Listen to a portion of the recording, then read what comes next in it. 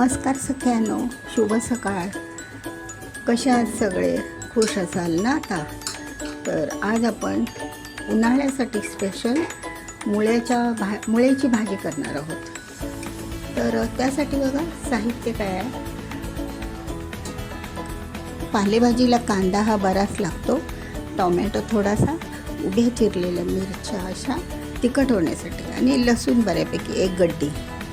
आता पाल्याची भाजी बघा, जेव्हा आपण बाजारातून मुळे आणतो की नाही, तेव्हा ही अशी पाल्याची भाजी अशी मिळते, पण ती बघून घ्यावी लागते. तिला कीड वगैरे भरपूर असते आणि त्यामध्येच टाकायला ती आळते ना शिजल्यावर, मग त्यामध्ये टाकायला हे असे एक मुळा बऱ्यापैकी बारीक तुकडे करून घ्यायचा, आणि एखादा मुळा आपला मीठ लावून असे चकऱ्या बनवून गोल गोल जेवणावर खूप छान लागतं, म्हणजे जेवतानाच.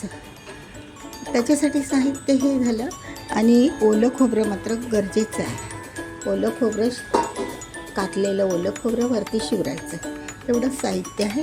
आणि बाकीचं मसाले म्हणजे पावडर मसाले आपले, मीठ, हळद नाही घातली तरी पण चालेल, आणि थोडंसं लिंबू पिळा, म्हणजे एक मुळ्याला एक उग्र तिखट असा वास असतो, तो ॲटोमॅटिक कमी होऊन जाईल. आणि लिंबू पिळलं की मीठ आणि त्याची टेस्ट बॅलन्स होऊन जाते मग. ठीक आहे सगळ्यांना. आता ही भाजी मात्र ना बारीक कापावी लागते, एकदम बारीक कापायची, धुवायची, पहिली धुवायची, नंतर बारीक कापायची, आणि त्याला 5 मिनिट मीठ चोळून ठेवायचं. तसं मी आता करून दाखवते. चला सख्यानो, तर बघा ही आपली आता अशी भाजी अशी बारीक कापायची, बारीक कापून घेतलेली आहे, एकदम बारीक अशी.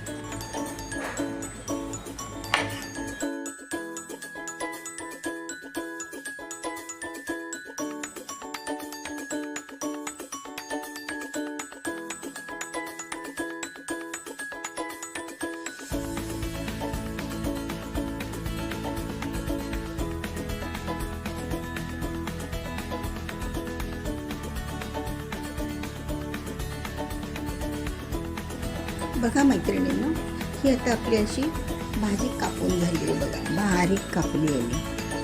धारदार सुरी घ्यायची, अशी एकदम धारवाली, आणि कापायची.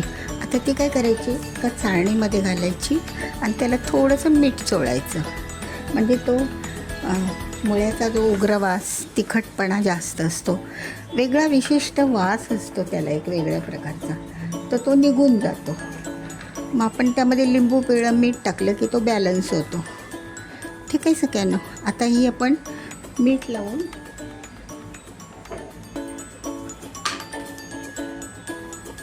असं मीठ लावायचं थोडंसं अंदाजाने. पण भाजीत फोडणीत मीठ टाकताना लक्षात ठेवायचं की आपण ह्याला अगोदरच मीठ लावलेलं आहे, हो की नाही. आणि थोडंसं पाण्यामध्ये ते करून घ्यायचं.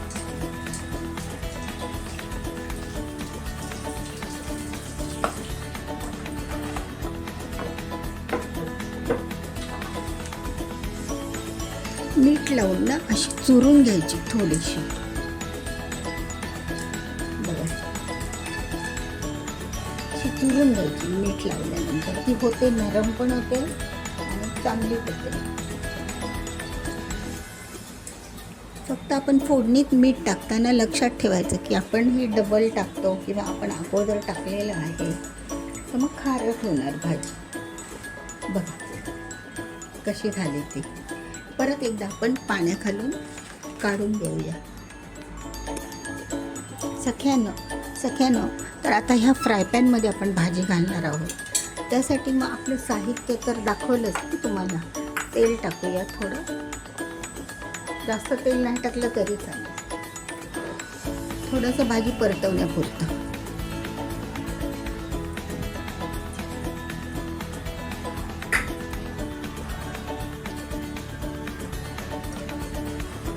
तेल गरम झालं का लसूण तडतडवून घेऊया. लसूण इम्पॉर्टंट आहे.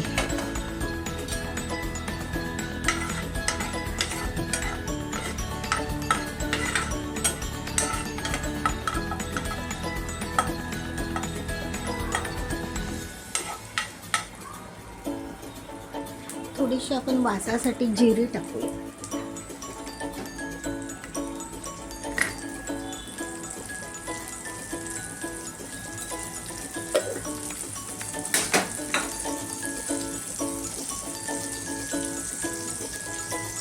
हिंग थोडासा.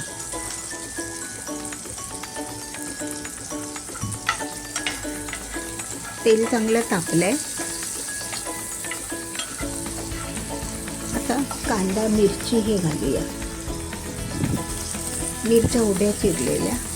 नंतर हा कांदा थोडा जास्त घ्यायचा बऱ्यापैकी, कारण पालेभाजीला कोणतेही कांदा पाहिजेत नाही का.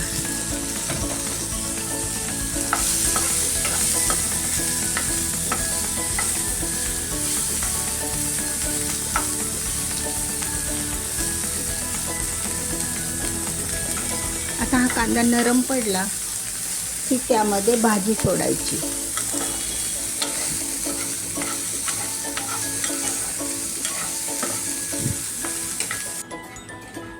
सख्यानो बघा, कांदा आता आपला नरम पडलाय. आपण एक थोडासा आंबटपणा येण्यासाठी टोमॅटो पण घालूया. थोडासा, अगदी एक छोटा टोमॅटो अर्धा, ठीक आहे, तो घातला. आता आपण बाकीचं काही टाकायचं नाही. तर टाकलं ना सगळं, आपण जिरं टाकलं, जिऱ्याची फोडणी, नंतर हिंग टाकला थोडा. आता आपण भाजीला परतून घेऊया.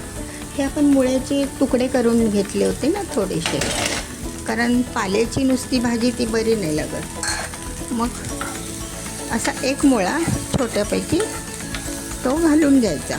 पण सुरुवातीला तो थोडासा शिजवून घेतला पाहिजे, कडक असतो ना. थोडासा एक 2-3 मिनिट.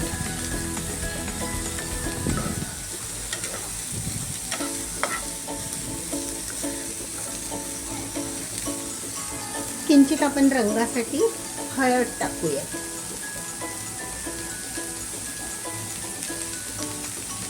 मैत्रिणींनो बरं का, अगोदरच आपण मीठ लावलेलं होतं, त्यामुळे कमी मीठ लावायचं, नाही तर भाजी खार होईल. ओके, बघा थोडंसं हळदीचा टच दिला मी. आता आपण भाजी टाकूया. आपण ही अशी चुरून ठेवलेली भाजी ना मिठामध्ये, थोडीशी भाजी टाकल्यानंतर खालीवर करायची. सगळी एकत्र करायला जमत नाही ना, फिरवता येत नाही. बघ, मग ती कांदा मिरचीची सगळी फोडणी मधोमध येते आणि भाजीला लागते. म्हणून आता ही आपल्याला भरपूर दिसते भाजी, पण नंतर ती आळते ना, शिजल्यावर कमी होते.